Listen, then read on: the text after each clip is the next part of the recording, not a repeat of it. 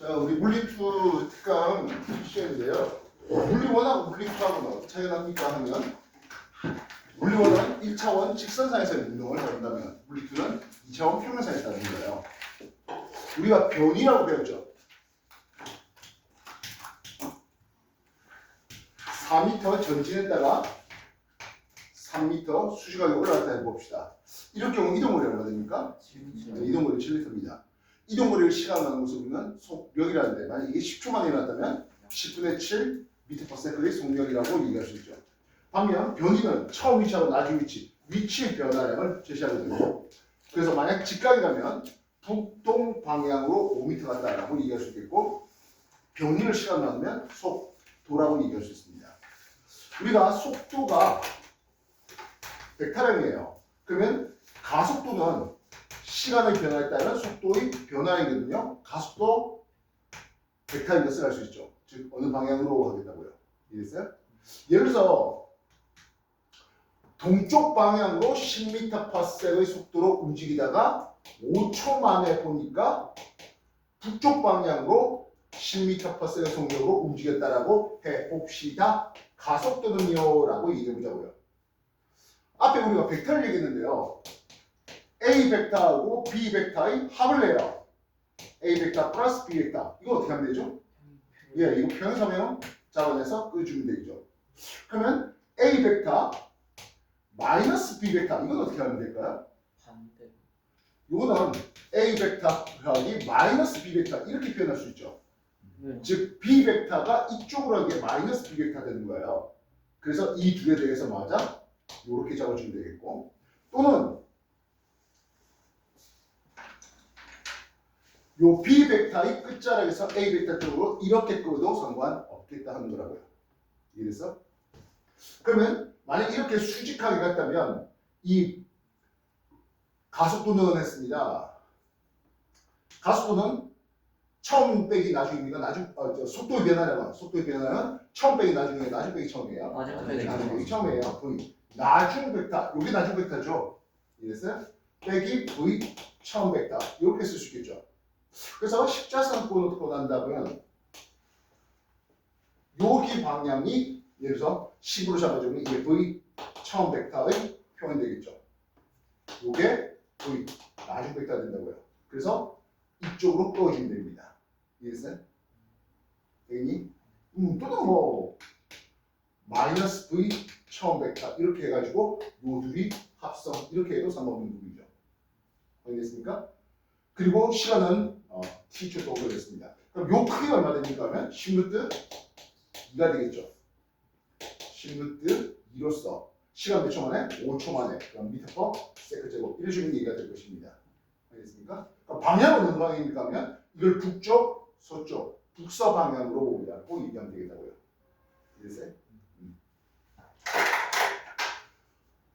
좌표를 이렇게 만약 준다 해보자고요. A 벡터는 뭐 3,4라고 적어주었습니다. B 벡터는 5,1이라고 적어줬어요. 확인됐나? 네. 그러면 A 벡터 더하기 B 벡터는 어떻게 표현해야 될까요? 3, 5 더하고 8,4, 1 더해서 5 이렇게 하면 되겠죠. 요놈의 절대치를 취한다는 것은 무엇입니까 하면 이 대각선의 길이를 구하겠다는 뜻이거든요. 그러면 이 절대치를 취하면 8제곱 플러스 5제곱 이렇게 해주면 얘기가 되겠습니다. 이해됐어요? 이건 나중에 A 벡터 마이너스 B 벡터 형태를 취한다 하더라도 상관없겠죠. A 벡터 마이너스 B 벡터 어떻게 표현합니까? 하면 3 빼기 5 마이너스 2, 4 빼기 1, 3 이렇게 해주면 얘기가 되겠다고요. 뭐 역시 마찬가지 절대치를 취해서 크기를 구하라면 루트 씌우면 얘기가 될 수 있습니다. 알겠습니까? 자, 물리 맨 앞에 벡터에 대한 이런 일들이 소개되고 있네요. 17페이지 간략하게 벡터 한번 정리해 주십시오.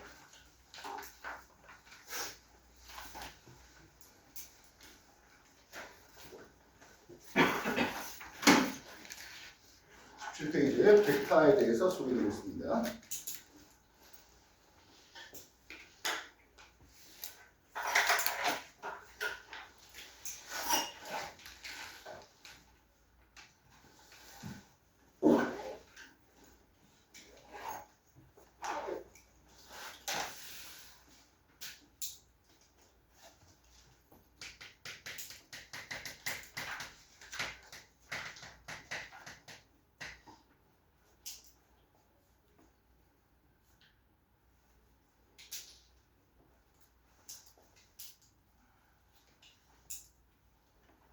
아직 수학에서 벡터 안 배웠죠? 네.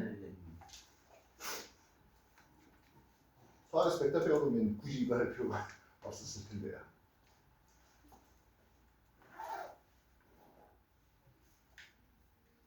실상 우리가 물리원도 알고 보면 상당한 양이 벡터량을 다루죠. 운동량도 그러하겠고 충격량도 역시 방향에 대한 정보가 필요합니다. 알고 보면 일도 방향에 대한 정보가 필요하죠. 운동 방향에 힘을 줬냐 반대 방향에 힘을 줬냐는 전혀 다른 결과를 가져오죠.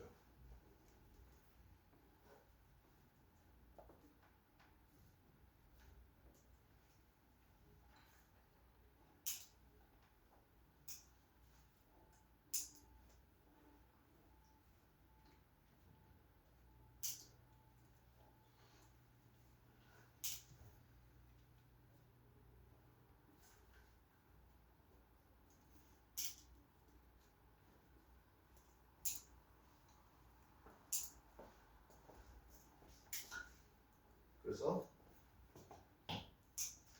벡터의 빼기 요것만 좀 잘 기억해 주시면 되겠습니다. 자 이쪽 볼게요.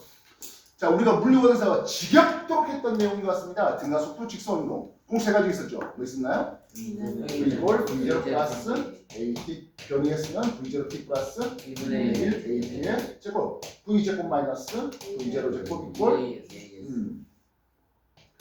EAS. 그래서 등가속 직선운동의 대표적인 예로 자유 낙하 운동을 봤어요. 정말 0초, 1초, 3초일 때 지겹도록 나왔던 숫자 아니겠나 하는데요. 자유 낙하했을 때 V0는 0이었고 가속 A는 G로 나왔죠. 예. 뭐 10m/s 제곱 보통 그렇게 많이 썼습니다. 그럼 V는 어떻게 쓴다고요? GT만큼 쓸 수 있겠고요. 낙하도 H는 2분의 1 GT의 제곱. 마지막으로 V 제곱은 2GH가 됩니다. 그래서 G는 제곱은 풀어내면 이런 식으로 쓸 수가 있었습니다. 이건 가수와 양이 대표적인 의미였고요. 또 다른 걸로 연직 추상운동이 있었습니다. 연직 추상운동은 V0가 양의 값을 가지고 있죠. 즉 위쪽을 쏘올리는 거다고요. 근데 가수는 어떻게 걸리죠? 그렇지, 마이너스 G로 걸려요. 그래서 연직 추상 시에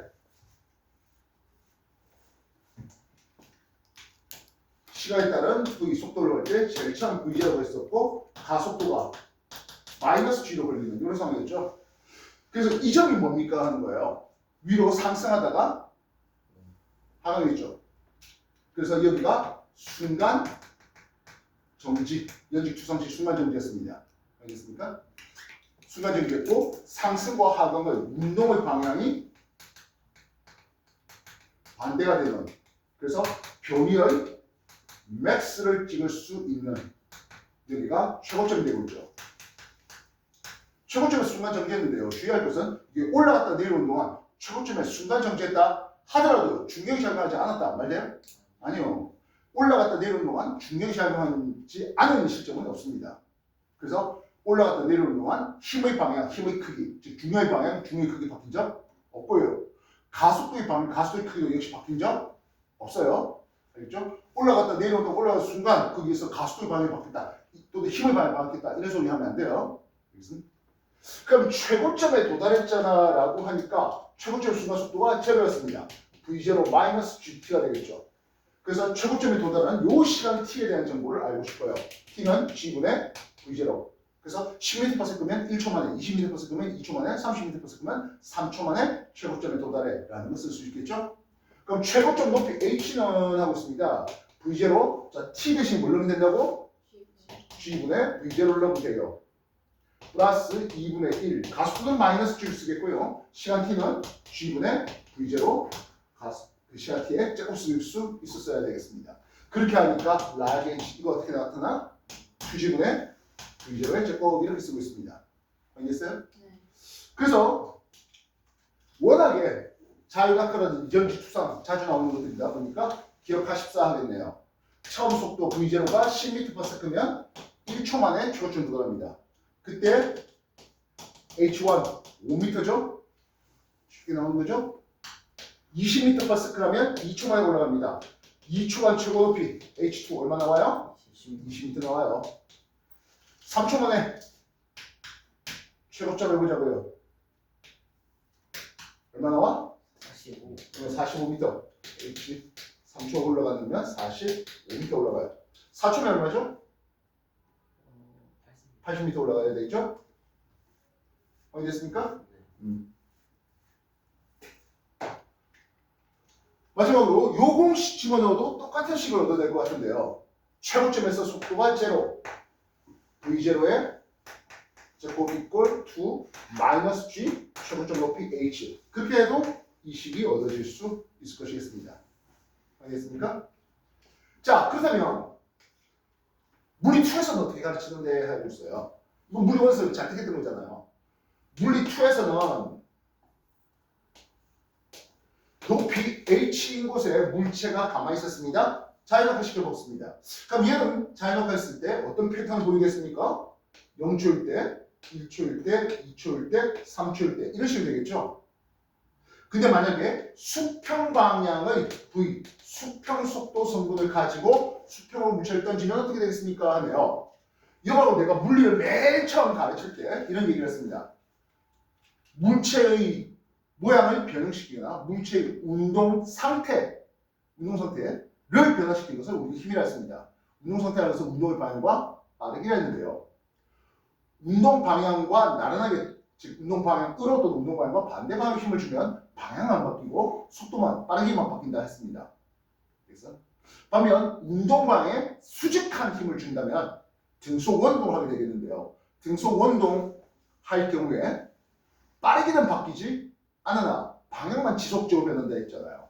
그래서 운동 방향에 지속적으로 수직하게 힘을 줄 수 있다면 등속 원동시킬 수가 있었습니다. 수평으로 딱 던졌을 때 중력은 수평 속도 성분에 대해서 수평 속도 성분을 바꿀 수 있다 없다? 없다 되겠다고요. 빠르게 바꾸지 못해요. 이해겠어? 네. 그래서 만약에 마찰이 없는 어떤 레일이 이렇게 있었다고 한다면 중력은 얘의 속도 성분을 바꾸지 못해요. 그래서 등속으로 이렇게 가요. 근데 안타깝게도 마찰이 없는 레일이 있지 않아가지고 수평을 던지면 물체의 패턴은 수평에 대해서는 등속으로 내려갑니다. 그리고 연직에 대해서는 자유 낙하로 떨어집니다. 이해됐습니까? 그래서 조합하면 이런 식의 포물선을 그리고 내려오게 됩니다. 2차 포물선을 그립니다. 물론 여러분 책 뒤져보면 이거 2차 포물선의 식을 공식으로 쫙 해놓은 게 있긴 한데요. 굳이 외울 필요는 없지 않을까 싶습니다. 예를 들어서 요 높이 H를 45m 할게요. 45m면 낙하한테 걸릴 시간 얼마 걸릴까요? 3초. 그렇죠? 3. 3초 걸리겠죠. 45m면요. 우리가 이런 식이 있었네요. 낙하 높이 H는 2분의 1 GT의 제곱 이렇게 됐습니다. 즉 낙하 시간을 구할까? 요 높이 H가 주었다면 낙하 시간이 나올 것 같아요. 어디만 나옵니까? 2H를 G로 나누고 루트를 씌우면 낙하 시간 T가 나올 겁니다. 알겠습니까? 그러면 뻔하게 우리가 관심 가진 게 뭡니까? 하면 요 수평 도달거리 R이라고 보통 표현하는데요. 요게 관심 있어요. 수평 속도 성분은 등속이에요. 낙하 시간만 곱하면 되겠네요. 즉 V 수평 속도 성분에 곱하기 낙하 시간 T만 곱하면 돼요. 낙하 시간 T는 요거였죠? 루트 G분의 2H 알겠습니까? 그래서 낙하 높이 H가 5m래요. 몇 초 만에 낙하한다고? 3초. 아니 5m면 1초 낙하해야 되죠? 5 넣고 2 곱하고 10으로 나누고 루트 때리면 낙하 높이가 20m래요. 몇 초 만에? 2초 만에. 45m라면? 3초. 3초. 80m라면? 4초. 5초짜리는? 125m짜리 되겠죠? 네. 이해됐어요? 네. 수평 도달거리 이렇게 나올 수 있겠습니다. 만약 이 수평 속도 성분을 2배 던지면 어떻게 될까요? 낙하 높이만 같다면 낙하 시간은 똑같잖아요. 2배 때리면 여기에 이쪽에 여기에 와 있겠죠. 그래서 내가 45m 높이에서 수평으로 뭐 한 1m/s의 속도로 던졌더니 여기 맞았어. 그지? 그러면 이쪽에 친구 대가리가 있네. 3m/s를 던지면 되겠네요. 이해됐어? 그래서 낙하 높이가 주어지면 낙하 시간이 주어질 수 있다. 낙하 시간이 주어졌다는 것은 수평 도달 거리에 제시할 수 있겠다. 오케이? 시상 이 얘기는 통합과학에도 나옵니다. 참고로 여러분들이 통합과학이라고 하는 과목이요.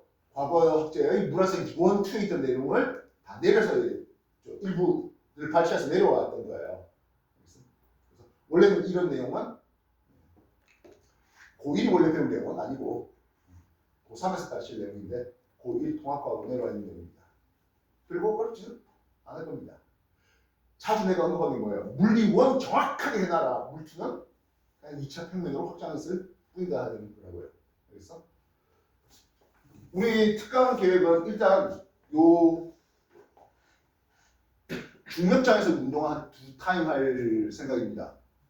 물론 여러분들이 잘 따라오셔야 되겠죠. 그 다음 이제 원동을 2타임 또는 그 이상을 해보려고 하겠습니다. 알겠나? 그 다음에 뭐 단신자 운동이라든지 이런 것들을 한번 또 넘어가 볼까 하겠어요. 자, 여기까지 한번 정리해 주십시오. 이거 내가 당신도 외워라고 시켰을까? 아니죠. 외워라 쓰는 건 아니에요. 요거 외워라고 할 거 아니죠. 이거에서 나올 거잖아요. 이해했어? 낙하 높이 h는 2분의 1 GT제곱 여기서 나오는 거예요. 그래서 굳이 낙하 시간 t는 h를 g로 나누고 루트 C와 그렇게 외워라고 쓸 목적은 아니에요. 그래서 특히 숫자로 나온다든지 그런 것들 나왔으면 바로 대입할 수 있었으면 좋겠습니다.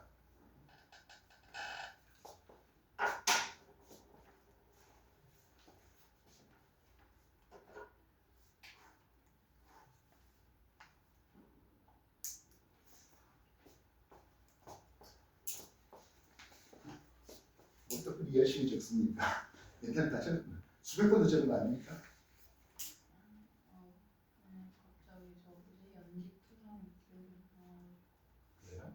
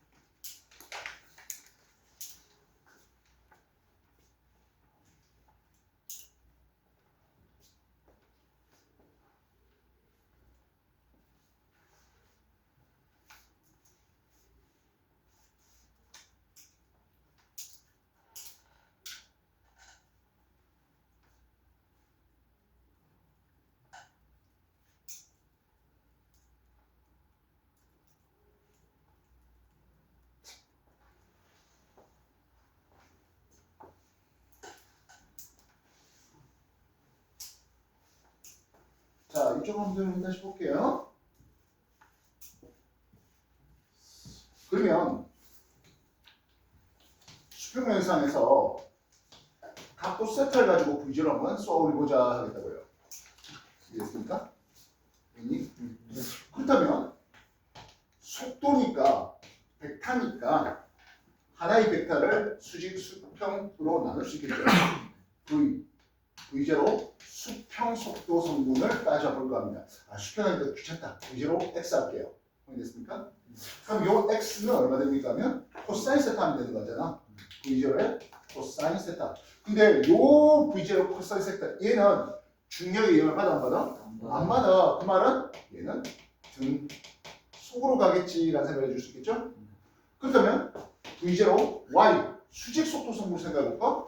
얘는 중력의 영향을 받을 거잖아요. 네. 중력을 가지고 위로 올라가는 거잖아요. 네. 결국엔 V0 Y는 연직 투상 운동과 다르지 않습니다. 연직 투상할 때 올라가는데 걸릴 시간이 있겠네요. 그래서 T 올라가는데 걸릴 시간은 하겠습니다. 어떻게 쓴다고? V0에 G에 V0 뒤에 뭐만 붙으면 될까요? 이제는 V0에 사인 세타가 돼야 되겠죠? V0에 사인 세타가 붙으면 돼요. 수직하게 V0로 올라갔다면 이렇게 썼을 건데 V0 Y 이 V0가 비스듬했을 때 경사각 세타에 대해서 수직 속도 성분은 V0 사인 세타가 들어갑니다. 확인됐습니까? 그럼 이게 올라가는 데 시간이었다면 내려가는 데 걸린 시간은 역시 공기의 마찰력을 무시한다면 2t 되겠죠. 이해했어요? 네. 그래서 전체 비행 시간, 즉 상승과 하강을 합한 시간은 이 시간의 2배면 되겠네요. 이해했어요? 그럼 뻔뻔하게 이렇게 와서 여기 도착할 거잖아요. 뭘 구하고 싶을까? 수평 도달의 거리를 구하고 싶겠죠.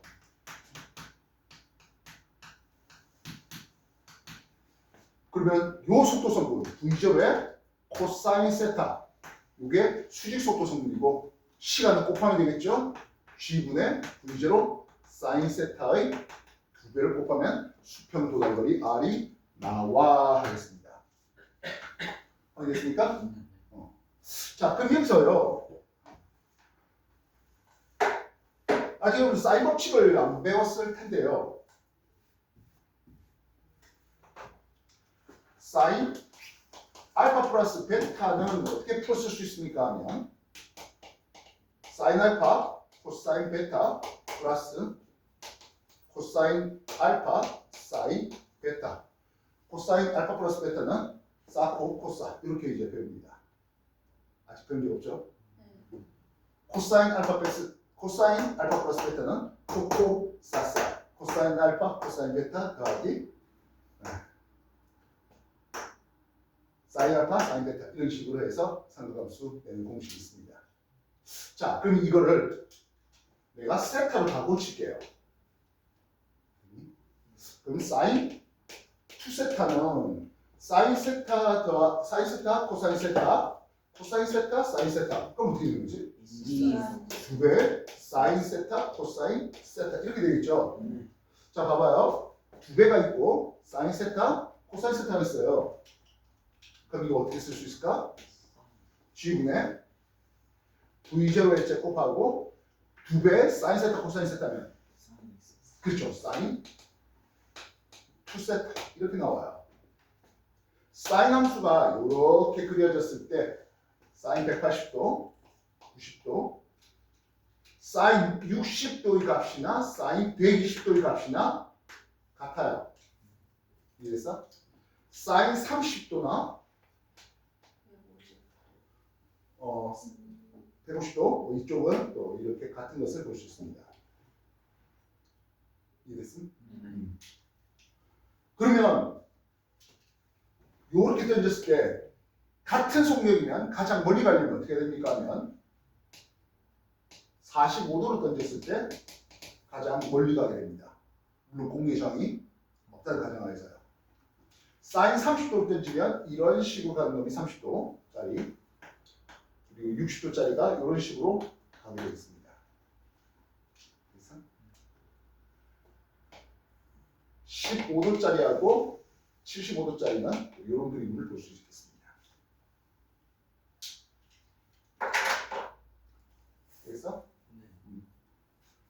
그래서 15를 2배한 30도짜리하고 75를 2배한 150도짜리가 서로 같은 값을.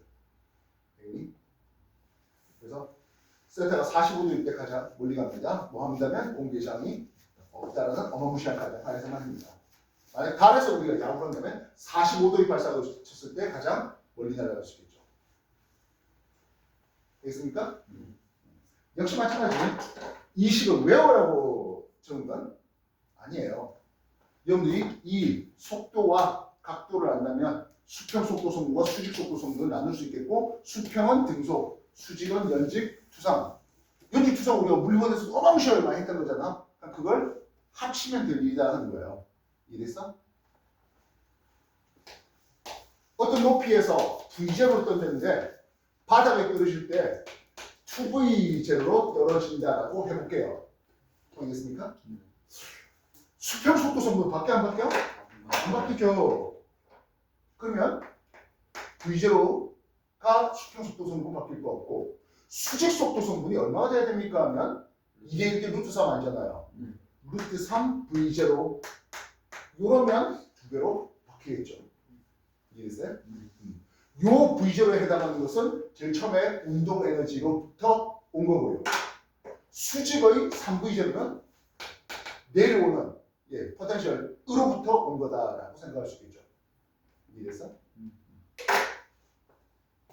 그래서 나중에 역학적 에너지 보존 법칙 이런 쪽에서도 저 위치 에너지, 운동 포텐셜과 그리고 운동 에너지가 각각 몇 대 몇으로 합해진 거다 이런 것도 나올 수 있습니다. 자, 여러분한테 물리2에서 중력장에서의 운동인데요. 페이지 19페이지에 보면 자연각화 그리고 연직 투상 20페이지 있습니다. 그리고 21페이지에 수평말 던진 것과 22페이지 비스막에 던진 물체의 운동에 대해서 소개되고 있습니다. 역시 공식은 짜글짜글하게 써 있는데 이 공식을 외우라고 한 건 아니라고요. 알겠어? 페이지 24페이지까지 천천히 읽어보신 뒤에 25쪽부터 푸는데 자, 이번에 오늘 요 프린트는 3년치 수능 특강을 넣어놨습니다. 오늘은 2점짜리만 풀게 시킬게요. 알겠어? 2점짜리만 3년치 풀겠습니다. 알겠나? 네. 다음 주에 와서는 3점짜리와 그 다음에 조금 더 난도 높은 문제를 플러스 알파 더 드리도록 하겠습니다. 오케이? 네. 자, 시작해보시죠.